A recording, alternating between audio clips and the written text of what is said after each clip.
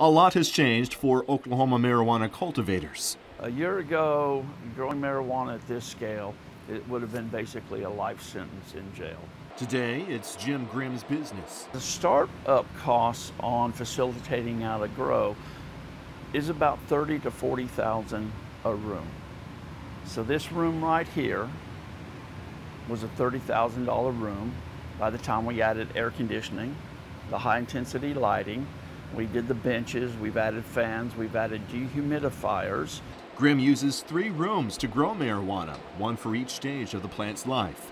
He's been growing at this facility since January. For Grimm, growing these plants takes him back to his roots. I started a landscaping company in Stillwater, did that for 35 years and took early retirement 6 years ago.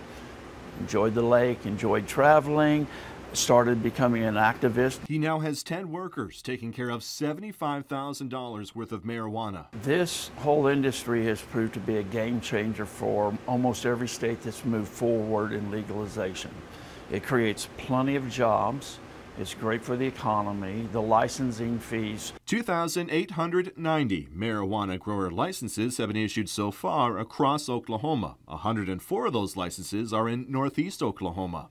Oklahoma is one of a few states that doesn't put a cap on how many grower licenses are issued.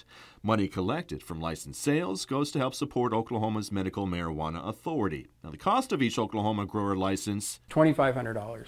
and that's a lot less than Jason L. Seltzer's $25,000 California marijuana growing license. El Seltzer grew up in Miami. I wanted to go to Oral Roberts University and be a minister. Didn't end up quite that way. He moved to California in 2006. He was a successful realtor until the recession. El Seltzer found work in California's budding marijuana industry. Well, I got into the cannabis business by necessity. Desert Hot Springs decided to license full-scale cultivation prior to the state of California legalizing it and licensing it.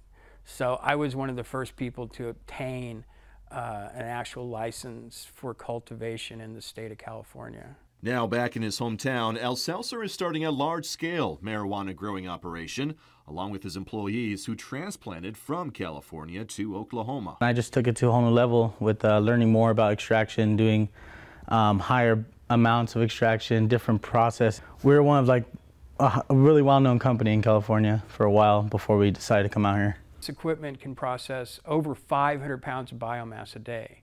So the capabilities that we're going to have right here at our lab in Miami, Oklahoma are going to be able to supply the whole state with custom concentrate. El Seltzer will have an indoor grow for his store in Miami that will also sell chocolate and gummies infused with marijuana products. His outdoor greenhouse will supply marijuana products for other business owners. The room behind you will probably do 60 pounds of cannabis every 60 days.